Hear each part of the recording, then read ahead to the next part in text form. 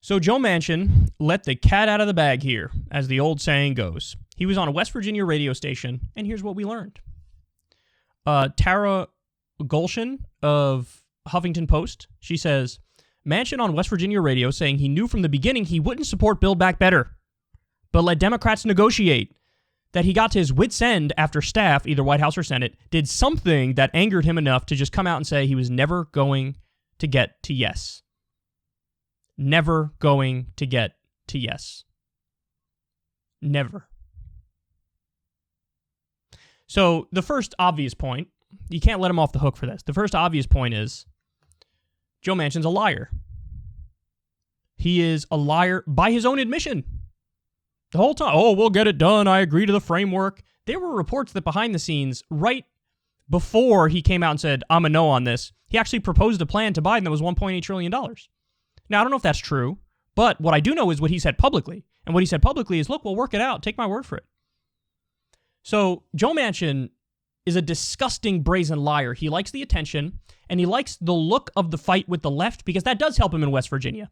It's also true that the policies in Build Back Better are very popular in West Virginia, and the people of West Virginia want those things, but it's also true that his posturing against the left flank of the Democratic Party does play well in West Virginia. So that's one of the reasons why he was doing it.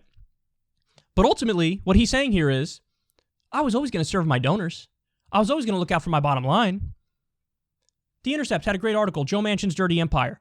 He's got like $5 million worth of investments in the fossil fuel industry. He raised money from 50 billionaires over the past decade. He's breaking records with corporate donations since he's been fighting Build Back Better. This is a guy who in every way, shape, and form has massively sold out the people of West Virginia. And now he says, look, all along, I was never going to vote for this. You know what the lesson is from that? The only thing that would have worked on Joe Manchin from the very beginning is the two-pronged approach I talked about, the carrot and stick approach and the public pressure approach. You can't even just use one or the other. You would have had to use both of those things. Now, by the way, the thing that he said that was the straw that broke the camel's back was the Biden White House released a statement about, a delay in Build Back Better in the negotiations.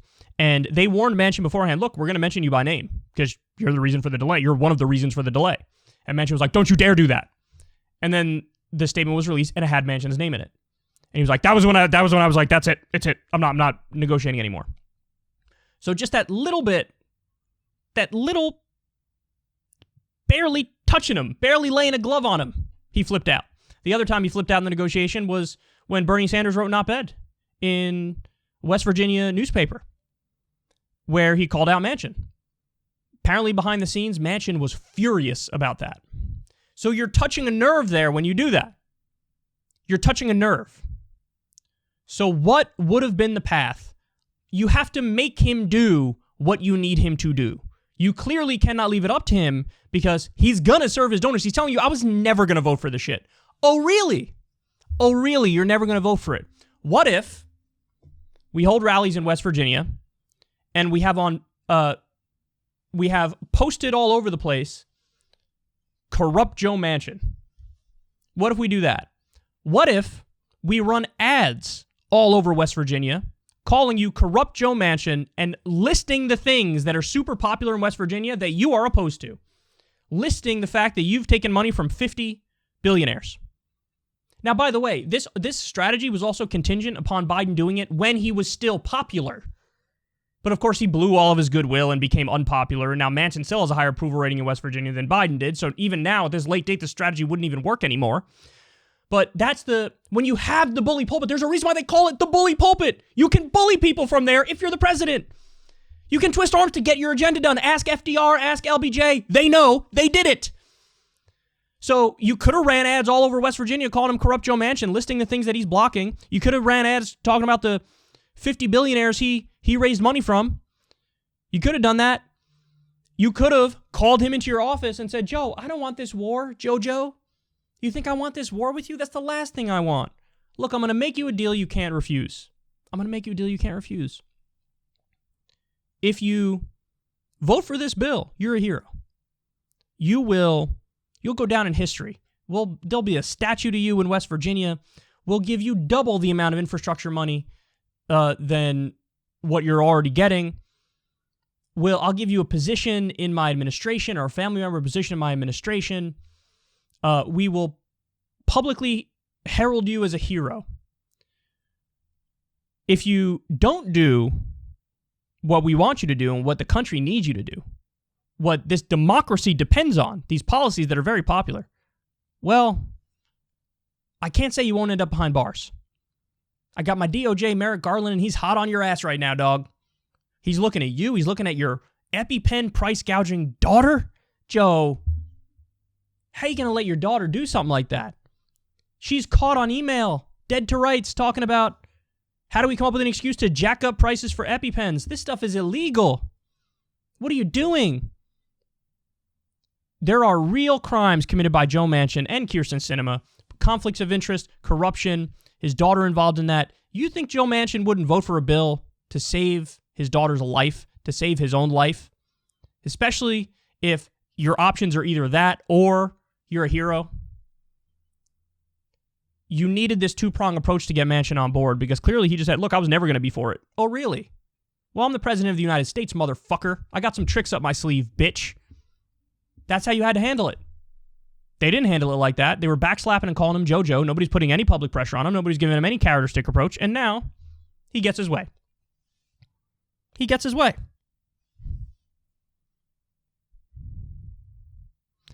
Absolutely pathetic. And then apparently Joe Manchin is also spewing classist garbage behind the scenes, saying, look, I'm against the extension of the child tax credit because I think the parents are just going to use it to spend the money on drugs. The child tax, you think the parents are going to use it to spend money on drugs. They cut child poverty temporarily almost in half. And your takeaway from that is, I'm not sure I like this. Maybe some of the parents are spending the money on drugs. Just come out and say it. You're a Republican. Just say it. Just say it. Classist bullshit is what that is. So, I told them the path, I gave them the way, and, of course they didn't listen. I'm just a nobody YouTuber. But it's not about me. It's about the idea here. Because I guarantee you what I just described is roughly the plan that either LBJ or FDR would have used. I guarantee you that's what they would have done. And you would have gotten Manchin's vote, and everybody in the public would have thought, like, oh, cool. But instead, it's the Democrats are perpetual losers. And let's also be clear about one final thing.